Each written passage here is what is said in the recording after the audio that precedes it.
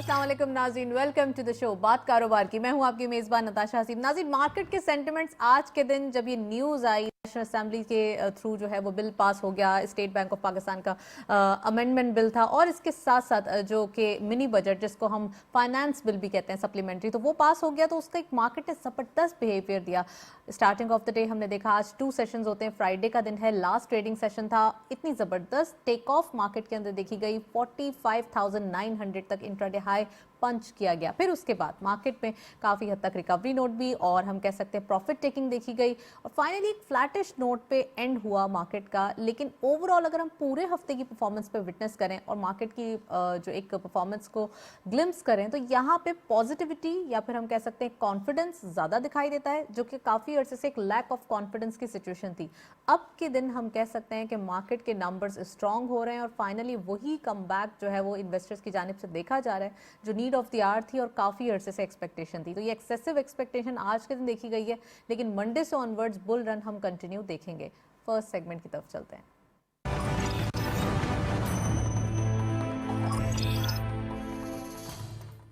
अच्छा वालों on daily highlights, आज की मार्केट की परफॉर्मेंस देखते चलते हैं और पूरे वीक की परफॉर्मेंस क्या रही। मंडे को 45,887.63 पे क्लोजर रहा मार्केट का। एक अच्छी ज़बरदस्त पॉइंट्स मार्केट में गेंस देखे गए, 541.98 मिलियन पे जो है वो क्लोजर रहा।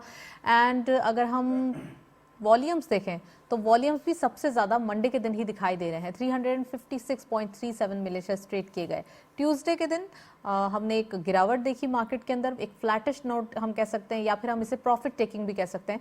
45,881.13 के लेवल पर मार्केट का क्लोजर रहा, 6.50 का डिक्लाइन रहा, 338.72 मिलियन शेयर्स ट्रेड किए गए। वेंसडे के दिन एक अच्छी चेंज अगेन मार्केट के अंदर हम कह सकते हैं, इन्वेस्टर्स की पार्टिसिपेशन देखी गई, 45,916.25 पे क्लोजर रहा, 35.12 का गेन रहा, 514.04 मिलियन शेयर्स ट्रेड किए गए। वेंसडे के दिन अच्छे वॉल्यूम्स भी देखे जा रहे हैं, हेफ्टी वॉल्यूम्स हैं। इट मींस कि यहाँ पे एक चीज़ कॉमन दिखाई दे रही है, वो है सस्टेनेबिलिटी। 45,500 साइकोलॉजिकल बैरियर इंटैक्ट पूरे वीक के अंदर दिखाई दे रहा है। थर्सडे के दिन दैट इज यस्टरडे 45,763.20 पे क्लोजर रहा है, 153.05 पे जो है वो डिक्लाइन देखा गया, यानी इतने पॉइंट्स जो है वो डिक्लाइन किए गए। 327.31 मिलियन शेयर्स ट्रेड किए गए। और फ्राइडे के दिन यानी आज के दिन 45,763.45 पे क्लोजर रहा मार्केट का, 0.25 यानी कि बिल्कुल फ्लैट नोट पे मार्केट जो है वो फिर भी ग्रीन जोन में रही। 239.51 मिलियन शेयर्स ट्रेड किए गए। अगर आप इंट्राडे हाई की बात करें तो 45,987 पॉइंट्स का इंट्राडे हाई रहा, लेकिन हम कह सकते हैं कि मार्केट ने 46,000 को टच नहीं किया। ओवरऑल जो सिचुएशन दिखाई दे रही है वो दी बेस्ट एक हम कह सकते हैं कि परफॉर्मेंस दिखाई दे रही है। नेक्स्ट सेगमेंट की तरफ चलते हैं।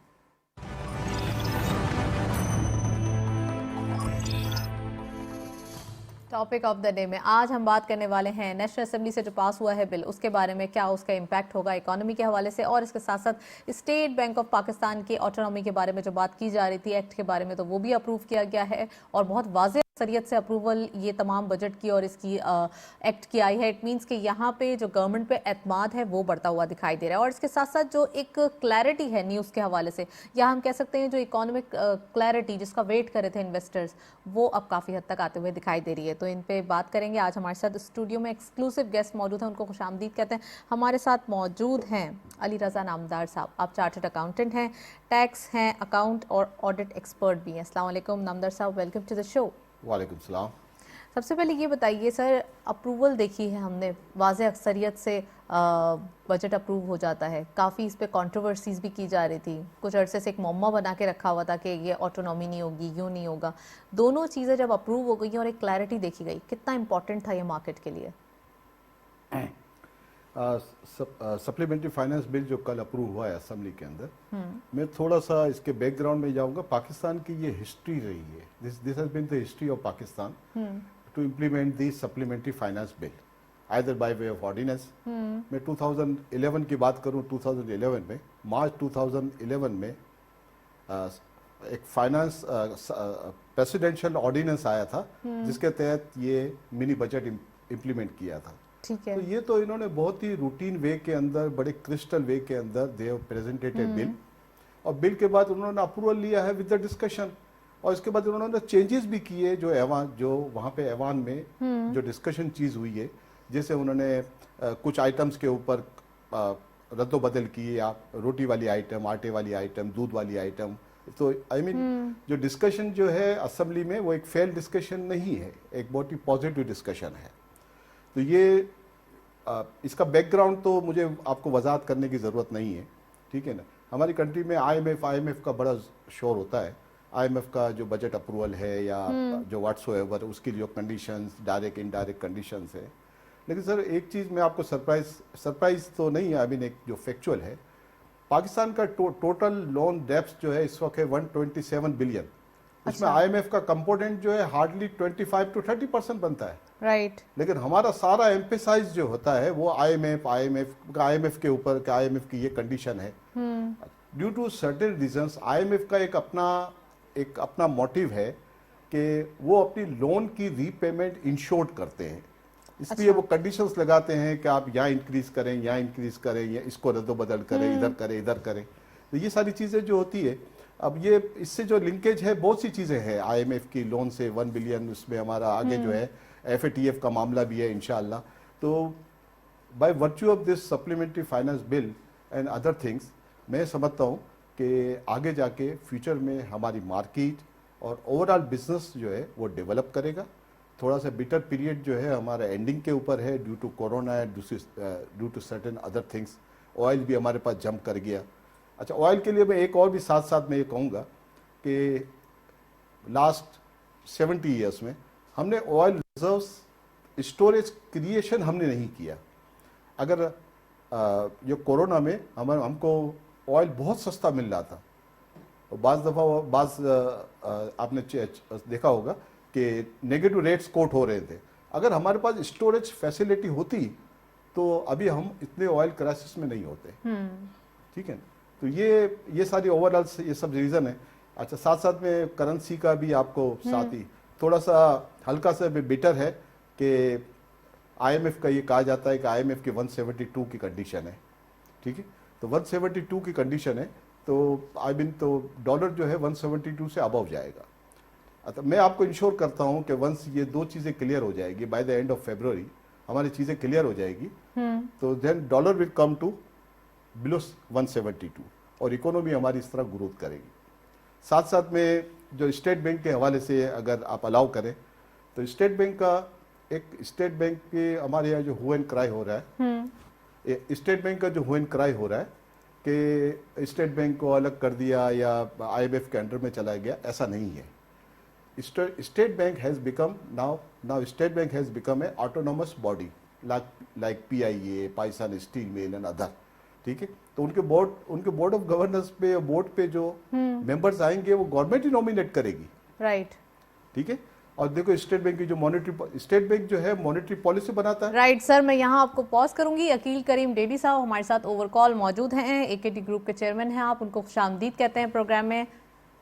अस्सलाम वालेकुम sir, welcome to the show. वालेकुम अस्सलाम। सर, सबसे पहले ये बताइए कि फाइनेंस बिल काफ़ी एक कंट्रोवर्शियल एक चीज़ बन गया था, या खासकर हम स्टेट बैंक ऑफ पाकिस्तान के एक्ट की बात करें, यहाँ पे भी बहुत कंट्रोवर्सीज हो रही थी। अब जबकि कल नेशनल असेंबली से अप्रूवल दोनों चीज़ों की हो चुकी है और दोनों बिल्स की हो चुकी है और काफ़ी वाज़ेह अक्सरियत से हो चुकी है, क्या समझें सर, क्या इसके असरात आएंगे? देखिए, मैं समझता हूँ जितना शोर बचा हुआ था, जितना प्रोपेगेंडा हो रहा था, मैं समझता हूँ स्टेबिलिटी के लिए तो ये 2 बिल पास होना मैं समझता हूँ कि बहुत जरूरी था और माशाल्लाह ये बिल पास भी हो गया। तो मेरा तो ख्याल है कि स्टेट बैंक को ऑटोनॉमी देना, मैं समझता हूँ कि गवर्नमेंट ने ही अपॉइंट करना है ना, गवर्नर तो गवर्नमेंट ने अपॉइंट करना है। तो जारी बात है, अच्छा है गवर्नमेंट जो भी अपॉइंट गवर्नर किया जाएगा सोच समझ के किया जाएगा, ताकि वो काम वगैरह को समझता हो और बेहतरी के लिए मुल्क की काम कर सके। क्योंकि अब हम हर दफा ब्लेम दे के भी मैं समझता हूँ मुनासिब नहीं है, क्योंकि हमारे ऊपर कर्जों का बोझ तो है, सबको पता है, चाहे वो लोकल करेंसी को ले लो या फॉरेन करेंसी को ले लो। तो जाहिर बात है कि अगर आईएमएफ हमें अगर कोई टफ टाइम दे भी रहा है तो मुझे नहीं लगता है कि हमें वो इसके ऊपर बहुत ज्यादा बात करनी चाहिए। हमें डिसिप्लिन होने की जरूरत है, और डिसिप्लिन हम जब होंगे जब हमारा बजट सरप्लस होगा। और अभी तक तो हम बजट के खसारे में ही जा रहे हैं। कर्जा हमारे पास पहले ही है और खसारा अभी भी हो रहा है। तो पहले तो मैं समझता हूँ इमरान खान की गवर्नमेंट तो पूरी कोशिश कर रही है कि डेफिसिट से बाहर निकले, और मैं ये समझता हूँ कि जिस तरीके से रेवेन्यू टारगेट वगैरह बढ़ना शुरू हुए हैं, तो हो सकता है कि इस साल के बाद अगला साल हम बेहतर साल देखें। राइट, अगला साल आप समझते हैं कि काफ़ी हद तक बेहतर हो सकता है।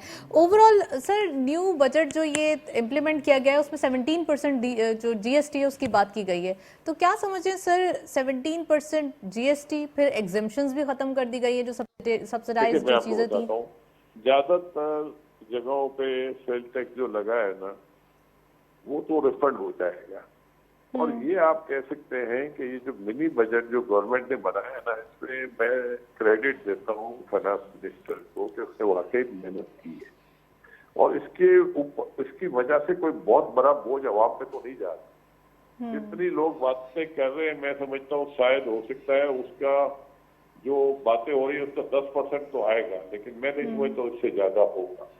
गवर्नमेंट ने ये पहला बजट दिया है जिसमें डॉक्यूमेंटेशन की तरफ लोगों को अब जाना पड़ेगा। राइट। तो मेरा ख्याल है कि हमारे मुल्क के इंटरेस्ट में तो है ये कि हम कब तक इसको अवॉइड करेंगे, कब तक हम अपने डेफिसिट पालते रहेंगे। तो जाहिर बात है, जब डॉक्यूमेंटेशन में लोग आएंगे तो इसके बाद ही कुछ बेहतरी होगी ना। तो मैं तो बड़ा मुतमईन हूँ गवर्नमेंट की पॉलिसी से, और गवर्नमेंट जिस तरीके से काम कर रही है और बिजनेस एक्टिविटीज जिस तरीके से चल रही है और लोग डॉक्यूमेंटेशन की तरफ आ रहे हैं, जिस तरीके से हाउसिंग सेक्टर जो कि कभी डॉक्यूमेंट था ही नहीं, अब उसमें भी हम देख रहे हैं हीट्स बनना शुरू हो गई है।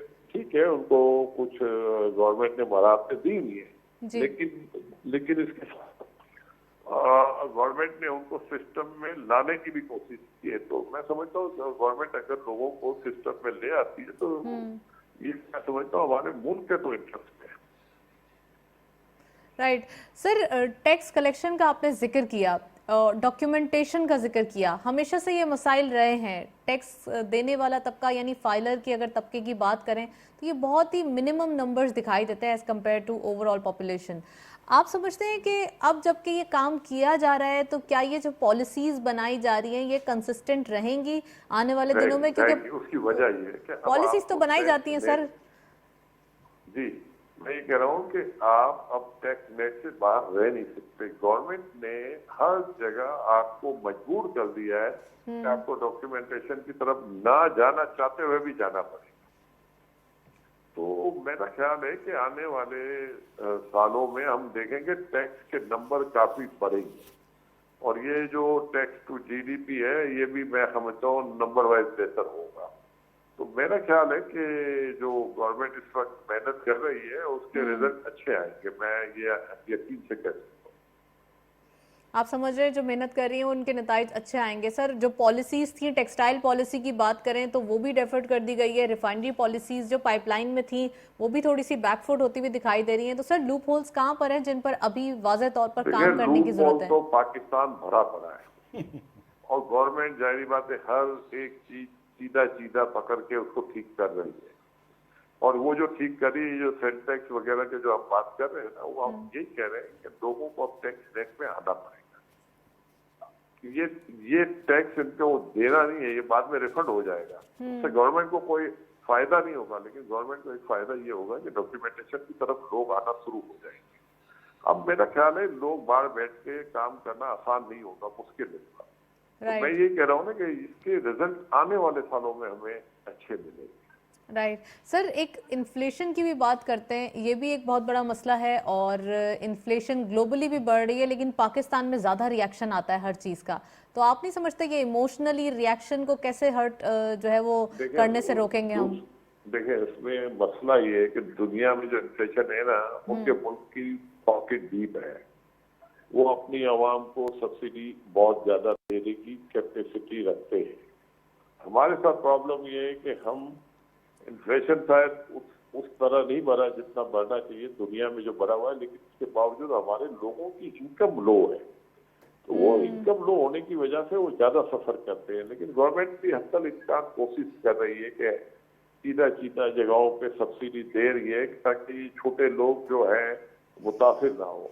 लेकिन गवर्नमेंट को एक और फोकस करने की जरूरत है कि आप लोगों की इनकम को बढ़ाने की जरूरत है। तो इनकम को बढ़ाने का एक ही तरीका है ना कि आप लोगों को सिस्टम में लाएंगे, आप लोगों को कारोबार की लाएंगे ताकि लोगों को रोजगार मिले। हमारे यहाँ तो इनकम बढ़ाने की तो बात अपनी जगह पे है, लेकिन यहाँ पहला काम है कि लोगों को हम रोजगार दें। जी तो इस वक्त गवर्नमेंट का जितनी भी पॉलिसी गवर्नमेंट ने दी है, हाउसिंग पॉलिसी, ये सारी तो इन्होंने आपके लोगों को रोजगार देना शुरू की है। अब ये जाहिर बात है कि जब कॉर्पोरेट रिजल्ट वगैरह भी अच्छे हो रहे हैं तो लोगों की इनकम भी बढ़ना शुरू हो जाएगी, लोगों की सैलरीज भी बढ़ना शुरू हो जाएगी। अगर गवर्नमेंट ने बजट में थोड़ी सी बेहतर कलेक्शन कर ली तो गवर्नमेंट के पास भी गुंजाइश होगी और लोगों की सैलरीज बढ़ाए। तो मैं समझता हूँ कि जितनी मुश्किल हालात थे उन हालात में जो गवर्नमेंट इस पर काम कर रही है ये बेहतर है। इसको हम किसी सूरत में ये नहीं कह सकते कि ये सर पे हाथ रख के बैठे हुए हैं, ये भी लगे हुए हैं, मेहनत भी कर रहे हैं। और ये जो सब्सिडी जो दी हुई है जिसकी कोई बेनिफिट नहीं हो रहा उसको भी गवर्नमेंट कोशिश कर रही है खत्म करे, और हम अफोर्ड भी नहीं कर सकते बहुत ज्यादा सब्सिडी, सच्ची बात। Right sir, you are always optimistic sir. आपकी प्रेजेंस का फायदा उठाते हुए मैं मार्केट के हवाले से सवाल पूछना चाहूंगी कि पाकिस्तान स्टॉक एक्सचेंज में जो एक रैली देखी जा रही है इस हफ्ते में फिनोमिनल परफॉर्मेंस देखी गई है। सर आने वाले दिनों में क्या एक्सपेक्ट कर रहे हैं, क्योंकि मार्केट के नंबर्स दोबारा कम बैक कर रहे हैं। सस्ती मार्केट है इसमें कोई वजह नहीं है कि इन्वेस्टर इधर रुख ना करे। और रहा जो हमारा इन्फ्लेशन के नंबर, ये ज्यादा देर ऊपर रहेंगे नहीं, ये जल्दी आप देखेंगे कि ये नंबर भी नीचे आना शुरू हो जाएंगे। और इसके साथ साथ आप हो सकता है आने वाले दिनों में, अभी शायद फौरन ना हो लेकिन ये अप्रैल मई जून में हो सकता है आपके इंटरेस्ट रेट फिर नीचे आना शुरू हो जाए और फिर आप ग्रोथ की तरफ चले जाएं। अभी तो आप ये देखें कि एक्सपोर्ट के नंबर हर महीने बेहतर से बेहतर हो रहे हैं, इसमें कोई शक नहीं है कि एक्सपोर्ट भी बहुत ज्यादा बढ़ी है, लेकिन इम्पोर्ट बढ़ने की वजूहत भी सामने है। कमोडिटीज की प्राइस भी बढ़ी हुई है, फिर आपके वैक्सीन की एक इम्पोर्ट है, फिर ऑयल भी बढ़ी हुई है। तो ये सारी चीजें हमें हर्ट कर रही है, लेकिन बहरहाल दूसरी तरफ थोड़ी बहुत कोशिश भी हो रही है कि हम अपने एक्सपोर्ट के नंबर को बेहतर करें। जी thank you so much. Akil Karim Dedhi साहब हमारे साथ मौजूद थे। ओवरऑल दिखाई ये दे रहा है कि एक्सपोर्ट के नंबर्स जितनी ज्यादा हम कहेंगे एक पॉजिटिव वे में जा रहे हैं, उतना ही इन्फ्लेशन पे काबू पाना जो है वो जरूरी भी हो गया है और वो इन्फ्लेशन को काबू पाने में मदद भी दे रहे हैं। ब्रेक की जानिब चलते हैं, स्टे ट्यून्ड।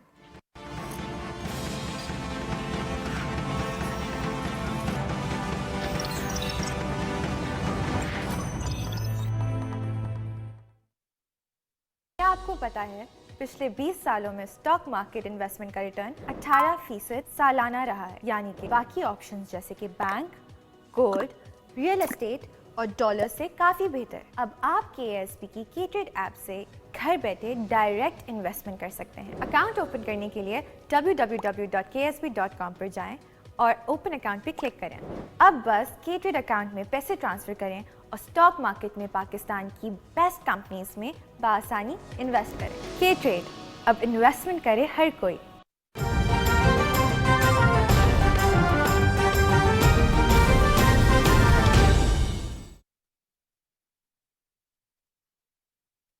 अल्लाहु अकबर, अल्लाहु अकबर, अल्लाहु अकबर,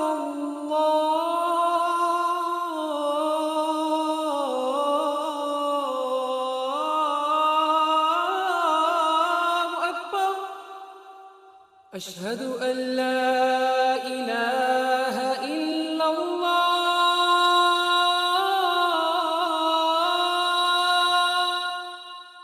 अशहदु अल्ला इलाहा इल्लल्लाह, अशहदु अन्ना मुहम्मदर रसूलुल्लाह,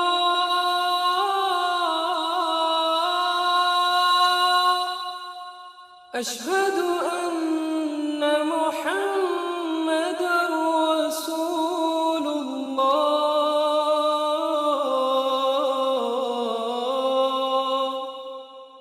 हय्य अलस्सलाह,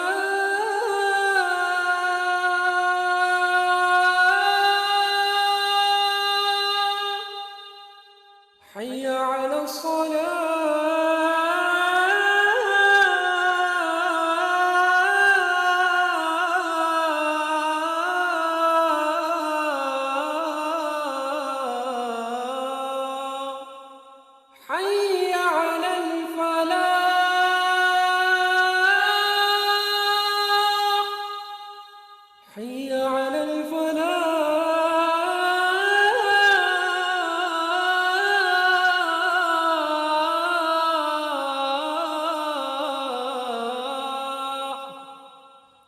الله أكبر الله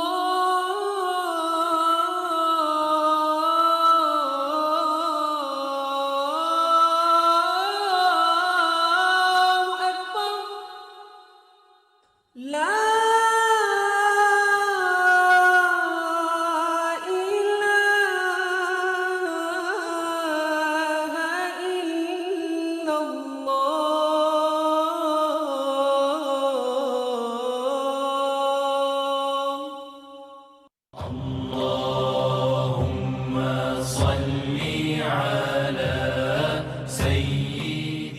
हज़रत अनस रज़ी अल्लाह ताला अन्हु से रिवायत है कि रसूल अकरम सल्लल्लाहु अलैहि वसल्लम ने फरमाया, जो मुसलमान कोई दरख्त लगाए या खेती बाड़ी करे, फिर उसमें से कोई परिंदा या आदमी या जानवर खाए तो उसको सदक़े का सवाब मिलेगा।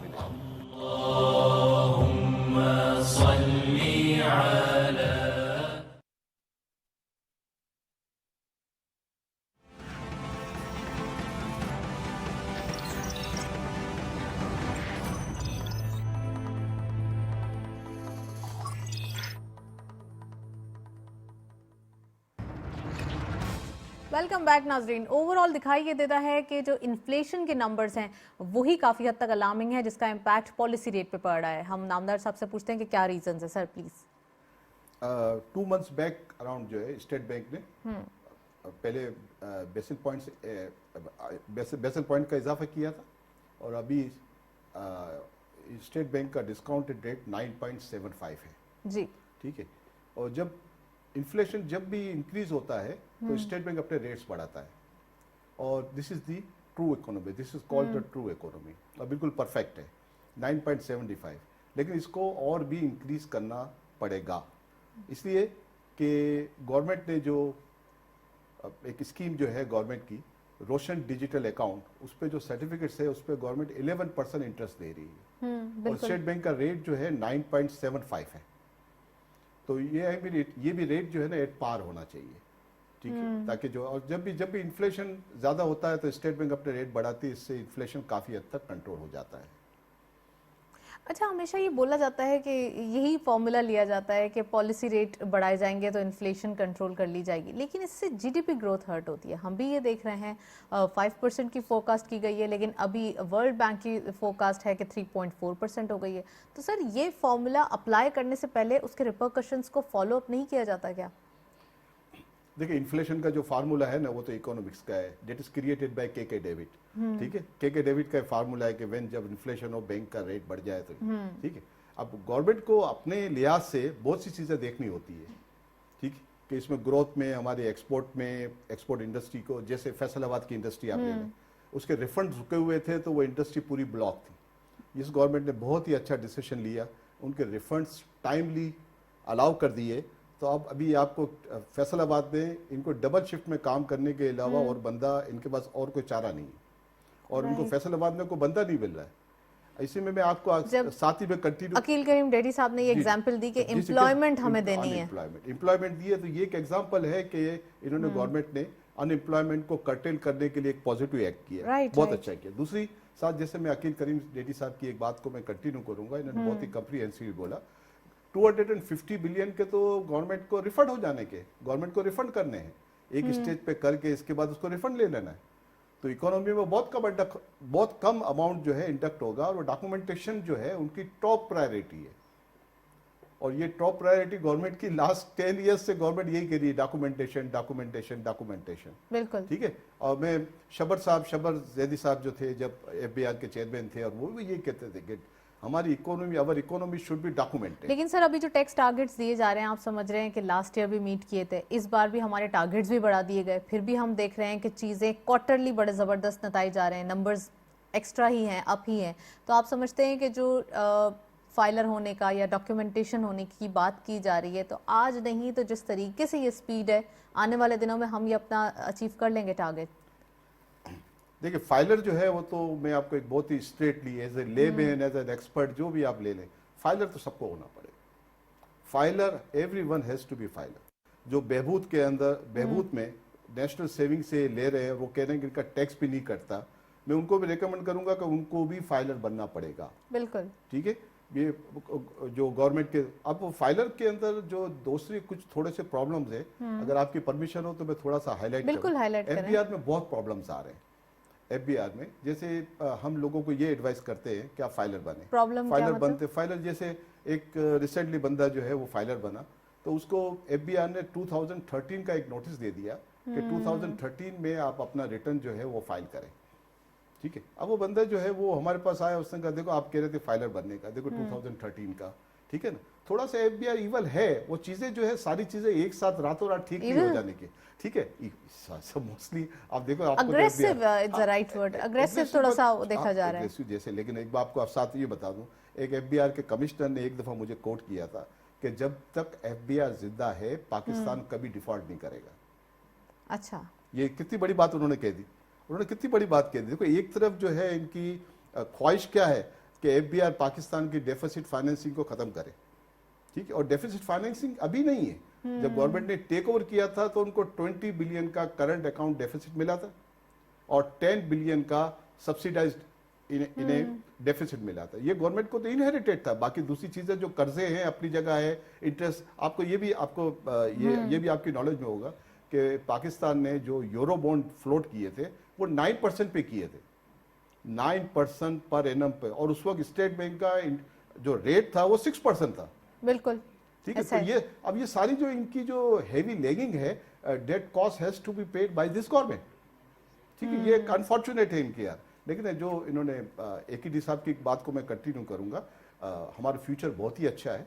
ये एक दो महीने हमारे प्रॉब्लम है, ये चीजें हमारी जब क्लियर हो जाएगी, जैसे आज स्टॉक का आपने बहुत अच्छा ब्रीफ किया इस कंडीशन में, चले जी, तो यहाँ पे आगे मैं हमारा फ्यूचर बहुत अच्छा सर है। पॉज करूंगी आपको। एहसन मेहंती साहब ओवर कॉल हमारे साथ मौजूद हैं, उनको खुशामदीद कहते हैं प्रोग्राम में।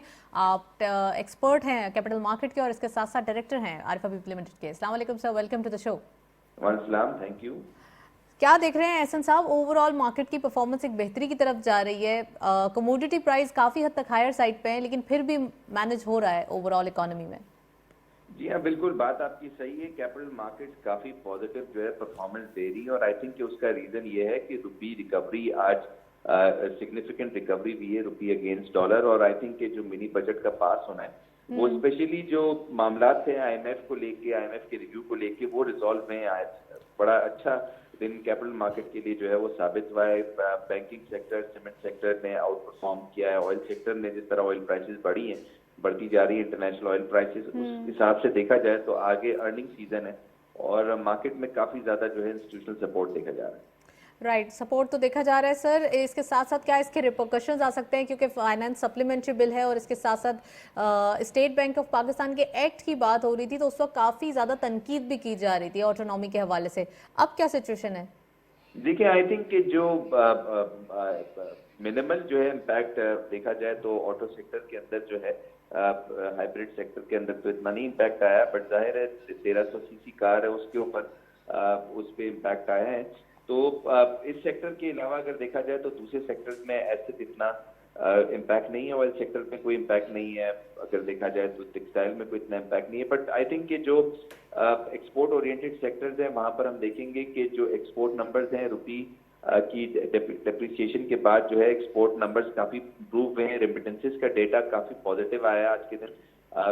काफी ज्यादा चीजें देखें तो फंडामेंटली स्ट्रांग भी हैं, बट जाहिर है टैक्सेशन जहाँ पे लग जाता है वहां पर कॉर्पोरेट प्रॉफिटेबिलिटी में इम्पैक्ट पड़ता है। बट जो पॉजिटिव्स हैं वो ये हैं कि जो इन्वेस्टमेंट एनवायरनमेंट है वो कन्वीनियंट है, और जाहिर है IMF की रिसीट के बाद हम देखेंगे कि जो रेमिटेंसेस है उसमें मजीद इजाफा हो सकता है। जो रुपी इंस्टेबिलिटी उसमें कमी जो है वो हो सकती है। इससे फॉरेन इन्वेस्टमेंट जो है स्पेशली कैपिटल मार्केट के अंदर बढ़ने की जो है तवक्कुआत है, जिसकी बेसिस पे इंस्टीट्यूशनल सपोर्ट देखा जा रहा है। राइट अच्छा, कौन से सेक्टर्स हैं आप समझते हैं जो ज़्यादा बजट के आने के बाद उन पे टैक्स का बोझ पड़ा है, या वो कौन से सेक्टर्स हैं जो ज़्यादा एग्जेम्प्टेड नजर आए इन पे? देखिए, सब्सिडाइज सेक्टर्स काफी कम थे। जो फर्टिलाइजर के अंदर सब्सिडी दी जा रही थी, कुछ हद तक टेक्सटाइल पॉलिसी पे इम्पैक्ट जो है वो पढ़ने की एक्सपेक्टेशन है। तो आई थिंक कि जो एक्सपोर्ट ओरिएंटेड सेक्टर्स हैं उनको वैसे ही बेनिफिट मिला हुआ था रुपये की वीकनिंग की वजह से, और फिर जाहिर है बहुत सारे सेक्टर्स हैं जिनको जिस पे इम्पैक्ट नहीं पड़ रहा है इसका, जिस तरह ऑयल सेक्टर है, फिर इसके अलावा हम देखें तो जो केमिकल सेक्टर है, या फिर जो नई जो पॉलिसी आईटी की वहां पर नहीं इम्पैक्ट पड़ रहा था। तो आई थिंक कि बहुत सारे सेक्टर्स हैं जिस पे इसका इम्पैक्ट नहीं पड़ रहा था, और जिसका इम्पैक्ट पड़ा है जाहिर है वहां पर हमने देखा है कि रुपये की वीकनिंग की वजह से वहां पर प्रॉफिटेबिलिटी इंप्रूव हुई है। जिस तरह ऑयल सेक्टर जो है अगर देखा जाए तो रुपये की वीक होने के बाद वहां पे अर्निंग जो है काफी ज्यादा ऑयल एक्सप्लोरेशन कंपनीज की इंप्रूव हुई है। तो ओवरऑल देखा जाए तो एक मिक्स्ड इम्पैक्ट है। बेहतर जो खबर हमें आने वाले वक्तों में नजर आएगी वो आईएमएफ की जो ट्रांच है उसका अप्रूवल, उसकी रिसीट जो है रुपये स्टेबिलिटी दे सकती है, जिससे आने वाले वक्तों में इन्फ्लेशन जो है उसको काबू करने के अंदर जो है गवर्नमेंट की जो एफर्ट्स हैं उन पे हम देखते हैं कि वो सक्सेसफुल होंगी। तो मोस्ट प्रोबेबली आने वाले टाइम में फॉरेन इन्वेस्टमेंट डायरेक्ट होगी कैपिटल मार्केट में, और इसकी स्पेकुलेशन इस वक्त की जा रही है।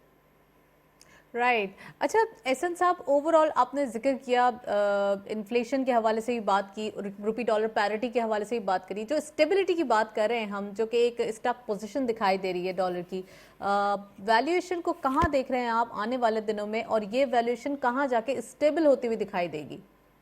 देखिए आई थिंक जो आज 175 177 का जो क्लोज हुआ है, और आई थिंक ये 175 तक लेकर आएगा मोस्ट प्रोबेबली रुपये को, ये एक स्टेबल लेवल है, और हमें नहीं कोई मेजर जो है रुपये इंस्टेबिलिटी इस लेवल के बियॉन्ड इस वक्त एटलीस्ट 6 मंथ तक नजर आ रही है। और फिर उसके बाद फंडामेंटली मार्केट ने जो है वो टेस्ट करना है इकोनॉमिक इन्वायरमेंट पाकिस्तान का, कैसे टारगेट अचीव होते हैं जीडीपी ग्रोथ के और फिर उसके बाद एक्सपोर्ट के। आई थिंक कि ये लेवल सेफ लेवल है 175 अगेंस्ट डॉलर रुपये का, और I think on going period के एटलीस्ट 6 मंथ के लिए हमें नजर आ रहा है कि इकोनॉमिक जो स्टेबिलिटी है वो नजर आएगी, और जाहिर इकोनॉमिक स्टेबिलिटी आती है तो एफडीआईज बढ़ती हैं, रेमिटेंसेस बढ़ती हैं, और फिर उसके बाद जो फंडामेंटल्स हैं मार्केट के वो स्ट्रॉन्ग हमें अर्निंग रिजल्ट्स के फॉर्म में जो है वो नजर आएंगे। और फिर ये अर्निंग सीजन होता है तो इसके अंदर नेचुरली जो है पे आउट्स होते हैं, बैंकिंग सेक्टर के पे आउट स्ट्रॉन्ग नजर आ रहे हैं, डिपॉजिट डेटा इंप्रूव हो रहा है, ऑटो सेक्टर की सेल इंप्रूव हो रही है। तो आई थिंक ये बहुत सारी ऐसी चीजें जिनको हम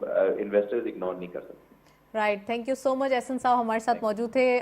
काफ़ी डिटेल एनालिसिस। ओवरऑल ये देखा जा रहा है कि रुपी स्टेबिलिटी वो सबसे ज़्यादा अभी नीड ऑफ द आवर है। इन्फ्लेशन के साथ साथ एक और मुश्किल जो अभी या फिर चैलेंज हम कह सकते हैं जो दिखाई दे रहा है वो है रुपी डॉलर पैरिटी। एक ब्रेक के जाने चलते हैं, स्टे ट्यून्ड।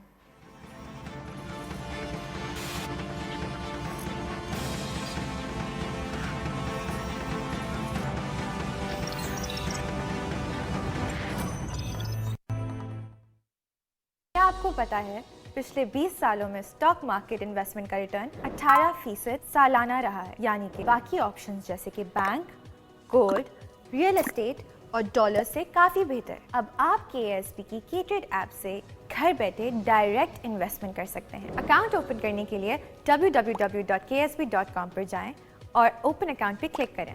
अब बस K-Trade अकाउंट में पैसे ट्रांसफर करें और स्टॉक मार्केट में पाकिस्तान की बेस्ट कंपनीज में बआसानी इन्वेस्ट करें। K-Trade, अब इन्वेस्टमेंट करे हर कोई।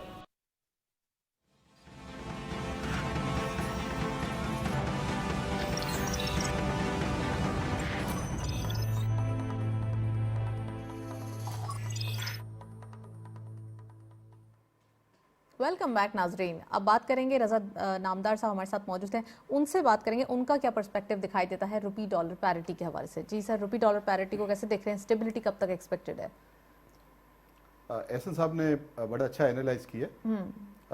अभी 175 का जो डॉलर का है, ये मैं आपको इंश्योर तो नहीं, मैं एक्सपेक्टेशन एक आपको बता रहा हूँ कि ये 172 से भी कम आ जाएगा। ये पाकिस्तान की हिस्ट्री रही, आज से 1 साल पहले, नॉट मोर देन 1 साल से ज़्यादा की बात नहीं है, डॉलर था 168 का और 152 पे आ गया था विद इन 2 मंथ्स। क्यों आ गया? ठीक है, कुछ लेने के लिए, कुछ पाने के लिए कुछ खोना पड़ता है। तो मैं आपको शॉर्ट में कह दूं, अल्लाह जो इन सबको अकल दे। सारी चीज़ें सामने हैं और कुछ चीज़ें जो है अब हमारी मजबूरी है। 127 बिलियन का कर्जा है और सारी चीज़ें हैं, और IMF का रेट जो है वो कम होता है, तो हमें IMF के पास जाना है। तो ये dollar stability will be seen after January, end of January और फरवरी। एक जो है हमारा FATF का केस क्लियर हो जाए और ये लोन क्लियर हो जाए तो एहसन साहब से मैं बिल्कुल एग्री करूंगा कि डॉलर स्टेबल हो जाएगा और इकोनॉमी हमारी मोर स्टेबल हो जाएगी। देखिए बहुत से सेक्टर्स में टेक्सटाइल का जैसे मैंने आपको मिसाल दिया, डॉलर का, ये सारी चीज़ें डॉलर आएंगे और जो 11% पे जो लोगों को दिया है तो उससे डॉलर्स बहुत आए हैं। बिल्कुल ठीक है ना, हमारा करंट अकाउंट डेफिसिट जो है वो है अपनी जगह कम हुआ है। फॉरेन रेमिटेंसेस ज़्यादा आ जाएंगे तो आपको 6 महीने पहले तो आपको मालूम है कि वी आर गोइंग सरप्लस। ठीक है, अब जो है ऑयल की प्राइसेस जो थी वो गवर्नमेंट के हाथ में नहीं है। ऑयल प्राइसेस एकदम जंप कर गई, वो भी डिमांड एंड सप्लाई का रेशो है जो लोगों ने पहले खोया है उसको पाने के लिए कंट्रीज जो है ज़्यादा से ज़्यादा इंपोर्ट कर रही है। तो ये होगा, I am very much sure कि dollar will be more stable and it will come below 172 and on. Right, below 170, but आपने 160 नहीं बोला है तो अभी भी इट मीन्स कि यहाँ पे हिकअप्स हैं। अभी देखे हमारे देखो दूसरे सेक्टर्स में भी सबसे बड़ा सेक्टर जो हम मिस कर रहे हैं वो है IT का सेक्टर। ठीक है, हमारी लास्ट ईयर जो थी 3.5 बिलियन की थी, इस साल 4.5 बिलियन की एक्सपोर्ट है जो बहुत ही कम है। अच्छा सर, हम मिस नहीं कर रहे हैं उसको, क्योंकि हम जब टेक्सटाइल सेक्टर का जिक्र करते हैं एक्सपोर्ट के नंबर्स में, तो दूसरा सेक्टर जो एक जिक्र करने के लिए सबसे ज़्यादा एविडेंट होता है या हम कहेंगे डोमिनेंट होता है वो होता है IT सेक्टर। IT सेक्टर में सर्विसेज के नंबर्स बहुत ज़्यादा आगे जा रहे हैं और इसमें ग्रोथ के चांसेस बहुत ज़्यादा हैं। आप समझते हैं कि कोविड के जो एक सीज़न में हम कह सकते हैं ये 2 साल जो गुजरे हैं इसके अंदर जितनी ज़्यादा IT पे वर्किंग हुई है, आने वाले दिनों में यही स्पीड रही तो कहाँ IT सेक्टर के आप नंबर्स देख रहे हैं, क्योंकि इसकी लिमिट्स नहीं है कोई। हमारी आबादी है 22 करोड़। ठीक है, और हमारे पास ह्यूमन फैक्टर बहुत ज़्यादा इन्वॉल्व है और हम IT के सेक्टर को लोग क्योंकि घर में बैठे लोगों ने काम किया। मैं आपको एक छोटी सी आपको मिसाल देता हूँ बांग्लादेश की। ठीक है, एक हमारे बात उसने डेवलप किया है, वहाँ working women 51% of the economy है, 51% जी। ठीक है, जहाँ पे एजुकेशन लेवल हमसे कम है। ठीक है, तो ये इसीलिए उन्होंने IT में बहुत ही, क्योंकि घर बैठे बैठे करना है, उनको लैपटॉप दे दिया, ये दे दिया, तो घर से चीजें जो है वो डेवलप कर रहे हैं, अपने आप से प्रोग्राम डेवलप कर रहे हैं। और आई मीन जो वेस्टर्न कंट्रीज हैं, दूसरी कंट्रीज हैं, अमेरिकन कंट्रीज की जो एंटरप्रेन्योर्स हैं, they are looking towards the South East Asia. इससे पाकिस्तान को भी लुकिंग कर रहे हैं एंटरप्रेन्योर्स की कि आपने बात की है तो लेडीज के हवाले से डिफरेंट उनकी एक हम कह सकते हैं स्कीम्स भी होती हैं, चाहे उनको लोन देने की हो या डिफरेंट एस्पेक्ट से हो। तो आप समझते हैं कि यहाँ पे अभी ये काम करने की जरूरत है तो हाउस होल्ड को भी लोन मयसर है, लेकिन वो अपना पूरा प्रॉपर प्रोसीजर बताएं, प्लान बताएं, फिर उसके बाद थोड़ी सी एक कॉम्प्लिकेशंस पाई जाती हैं। मैं आपको प्रोसीजर बताऊं अगर गवर्नमेंट एग्री करे तो। बांग्लादेश में इकोनॉमिस्ट थे, बांग्लादेश में एक इकोनॉमिस्ट थे, उन्होंने कहा कि वुमेन का पार्टिसिपेशन बहुत ज़्यादा ज़रूरी है, तो अगर बिजनेस अगर मेन कर रहा है तो वुमेन से उसकी गारंटी लो। तो वो फैक्टर जो है बहुत वर्कआउट किया, क्योंकि उसकी जो है वाइफ उसको इंसिस्ट करेगा अगर तो तुम डिफॉल्ट हुए तो हम भी जाएंगे, ये घर भी जाएगा। तो वुमेन का इन्वॉल्वमेंट जो है उन्होंने बहुत ज़्यादा किया। ठीक है, और इस तरह हमारा भी जो इन्वॉल्वमेंट जो है वुमेन का इन्वॉल्वमेंट हार्डली, मैं समझता हूँ मोस्टली बहुत ज़्यादा था, 20% है। शायद आपके पास करेक्ट रेशो, करेक्ट जो उसका फिगर है उसके पास हो, ज़्यादा नहीं है। हालांकि हम we are more educated than Bangladesh. ठीक है, ये तो बांग्लादेश की छोटी सी मिसाल दी। अब IT की जो इनकी एक्सपोर्ट है, इंडिया की जो एक्सपोर्ट है, हमारी जो कंट्री है, हमारी हमसाया कंट्री है, ठीक है, तो उनकी IT एक्सपोर्ट हमारी टोटल एक्सपोर्ट से ज़्यादा है। बिल्कुल। ठीक है, और वो उनको वहाँ पे उन्होंने फैसिलिटेट भी किया हुआ है।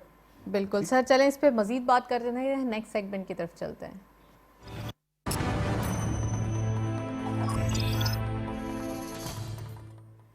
कमोडिटीज और फॉरेक्स के लेटेस्ट अपडेट आज की मार्केट में देखते चलते हैं। गोल्ड की पर तोला प्राइस 1,26,000, गोल्ड पर 10 ग्राम 1,08,030 रुपीज। इंटरनेशनल गोल्ड रेट पर आउंस $1,823.02, ऑयल WTI पर बैरल $82.72, ऑयल ब्रेंट क्रूड पर बैरल $85.20।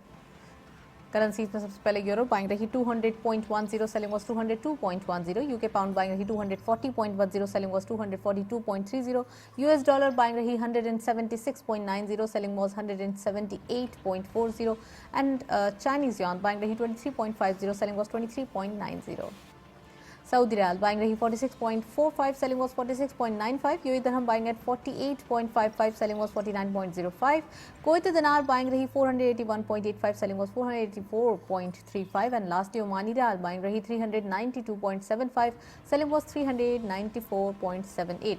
ये था फॉरेक्स और कमोडिटीज का लेटेस्ट अपडेट। एक चीज़ जो हम देख रहे हैं, इंटरनेशनल ऑयल प्राइस काफ़ी हद तक हाई फ्लाई करते हुए दिखाई दे रहे हैं। नामदार साहब मौजूद हैं, उनसे मजीद पूछते हैं। एक कमोडिटी प्राइस जिसका एक फिनोमिना है ग्लोबली, इन्फ्लेशन भी बढ़ रही है, कमोडिटी प्राइस जिसको ज़्यादा सपोर्ट कर रहे हैं, आप समझते हैं लोकल मार्केट में जब उसका इम्पैक्ट आता है तो कितना ज़्यादा अग्रेसिव आता है? बहुत ही सिंपल है। जब पेट्रोल की प्राइस बढ़ती है, ये मैंने पाकिस्तान की हिस्ट्री दी, जब पेट्रोल की प्राइस इससे कनेक्टेड किराया वगैरह दूसरी चीजें वगैरह, चाहे कॉमोडिटी, जैसे सब्जी मंडी से अगर कोई लेके आता है तो बोला कि भाई सब्जी महंगी इसलिए हो गई कि उसने किराया महंगा कर दिया, किराया इसलिए महंगा किया कि पेट्रोल महंगा हो गया। तो इससे पेट्रोल जब महंगा होता है या ऑयल महंगा होता है तो सारी चीजों के ऊपर इफेक्ट होता है। बिल्कुल ठीक है। इसी तरह जब भी जो गवर्नमेंट से जो कंपनियां कॉन्ट्रैक्ट करती है तो वो स्पेशली कंस्ट्रक्शन इंडस्ट्री में तो वो एस्केलेशन क्लॉज जरूर रखती है। उन्हें पता है कि एस्केलेशन होगा। अभी पेट्रोल जो है 70 रुपए है, से 150 रुपीज है, अगर 160 का होगा तो हमारे तो सारी प्रॉफिटेबिलिटी चली जाएगी।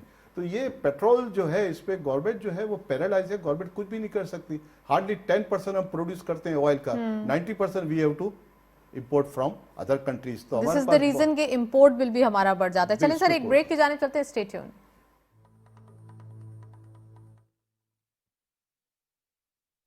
क्या आपको पता है पिछले 20 सालों में स्टॉक मार्केट इन्वेस्टमेंट का रिटर्न 18% सालाना रहा है, यानी कि बाकी ऑप्शंस जैसे कि बैंक, गोल्ड, रियल एस्टेट और डॉलर से काफी बेहतर। अब आप KSB की K-Trade ऐप से घर बैठे डायरेक्ट इन्वेस्टमेंट कर सकते हैं। अकाउंट ओपन करने के लिए www.ksb.com पर जाएं और ओपन अकाउंट पे क्लिक करें।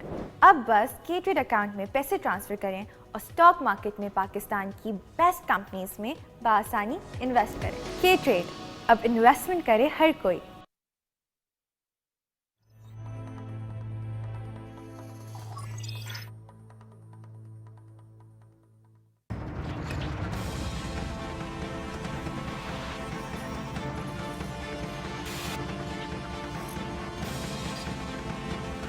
बैक नाजरीन, ओवरऑल दिखाई ये दे रहा है कि इकोनॉमिक इन्वायरमेंट है जिसकी क्लैरिटी की नीड थी वो काफ़ी हद तक क्लियर होती हुई दिखाई दे रही। तो नामदार साहब से पूछते हैं अब क्या रीजंस हैं, आने वाले दिनों में कौन से ट्रिगर्स हैं जो ज़्यादा इकोनॉमी को अट्रैक्शन देने वाले हैं? Sir please. मैंने आपको पहले भी हाईलाइट किया कि आने वाले दिनों में सबसे ज़्यादा जो हमारा इम्पोर्टेड होगा वो ना कॉटन एक्सपोर्ट होगा, ना चावल एक्सपोर्ट होगा, ना चीनी एक्सपोर्ट होगा। हमारा सबसे बड़ा जो मेन इंग्रेडिएंट्स जो होगा वो होगा IT एक्सपोर्ट। IT एक्सपोर्ट हमारी 22 करोड़ की आबादी है, उसका सही इस्तेमाल करके, और घर पे कोरोना की वजह से बहुत से लोग घर पे पहुंचे हुए हैं, ठीक है, वो घर पे बैठ के they have access to internet, laptop, और वो बहुत ग्रोथ कर सकते हैं। IT में बैठे बैठे एक प्रोग्रामिंग करनी है, उस पैकेज बनाना, सॉफ्टवेयर करना है, उसको दे देना है, उसको आगे बेच देना है, और हमें जो है हमारे पैसे जो है by virtue of bank channel मिल जाएंगे। बिल्कुल। तो ये इकोनॉमी में जो है सबसे ज्यादा सबसे अहम किरदार जो होगा वो IT का होगा, IT एक्सपोर्ट। और गवर्नमेंट ने इस साल का जो टारगेट रखा है वो 8 बिलियन का टारगेट रखा है IT एक्सपोर्ट के लिए, ठीक है, और हमने 4.5 जो है तकरीबन अचीव कर लिया है। और अगर 8 बिलियन से ये हो जाए तो हमारा डेफिसिट कम हो जाएगा। और रोशन डिजिटल अकाउंट का बहुत बेनिफिट है, उसके पैसे बहुत आ रहे हैं। जैसे एहसन साहब ने कहा कि फॉरेन इन्वेस्टमेंट जो आ रहा है और ये इसके बाद और आएगा। जब फॉरेन डॉलर्स का इंडक्शन होगा और ये IMF का मसला हल हो जाएगा तो इसके बाद तो हमारे पास डॉलर ही डॉलर है। राइट, जो कि हमारे पास एक नीड भी होती है, हमेशा इसकी वजह से हमें परेशानी भी होती है। अच्छा सर, ओवरऑल ये देखा जा रहा है कि सेक्टर्स का आपने जिक्र किया, IT को आपने बहुत ज़्यादा मोटिवेट देख रहे हैं कि होते हुए। टेक्सटाइल सेक्टर इटसेल्फ इसकी बहुत ज़बरदस्त ग्रोथ है, $20 बिलियन की इसकी पूरी ग्रोथ फोरकास्ट की जा रही है इस साल के अंदर। आप समझते हैं कि 6 बिलियन प्रोग्राम के लिए हमें इतनी कंडीशनैलिटीज़ को मीट करना पड़ रहा है, तो यहाँ पे हमें $20 बिलियन तो वैसे ही मिल जाएंगे? देखिए IMF से क्यों लेते हैं लोग, मैंने आपको कहा IMF की लोन पाकिस्तान की जो है 25 से 30% लोन का हिस्सा है। IMF की लोन से हमारी क्रेडिबिलिटी शो होती, IMF की लोन से हमारी क्रेडिबिलिटी शो होती है कि IMF इनको लोन दे रहा है। राइट। तो IMF की वजह से दूसरा world bank, Asian development, Islamic development bank, Saudi Arabia वगैरह ये लोग जो है ना हमको देते हैं इसलिए कि वी आर नॉट डिफॉल्ट। और डिफॉल्ट के उसमें नहीं है, और इसको इसलिए हमारी मजबूरी है कि आईएमएफ के बाद जाना। और बिल्कुल। आईएमएफ के बाद अभी तक 22 दफा जा चुके हैं for the information for everyone. ये कोई नई बात नहीं है। लेकिन ये कि अब हम जाना छोड़ दें तो वो ज्यादा बेहतर होगा, अल्लाह क्योंकि करे। जितना लोन है वो अगर बस चुका दिया जाए तो वो बेहतर होगा। वैसे Thank you so much, sir. आज तक तो आईएमएफ के चंगुल से निकल नहीं सका है। नहीं मुश्किल निकल है। जाएंगे। हमें हम बहुत यहाँ ही उम्मीद करते हैं कि strong हम क्रिटिक्स leadership के लिए चाहिए। नहीं, हम यहाँ सॉल्यूशंस के लिए बैठे हैं। थैंक यू सही। So much. नामदार साहब हमारे साथ मौजूद थे, काफी डिटेल एनालिसिस। आज के प्रोग्राम में हमने स्टेट बैंक ऑफ पाकिस्तान के एक्ट और खासकर जो बजट पास किया गया है उसके बारे में बात की। इकोनॉमिक क्लैरिटी देखी जा रही है जो कि बहुत ज्यादा हम कह सकते हैं कि नंबर्स जनरेट करने में मदद देगी। That's all. प्रोग्राम को वाइंड अप करते हैं, इजाजत दीजिए, अल्लाह हाफिज।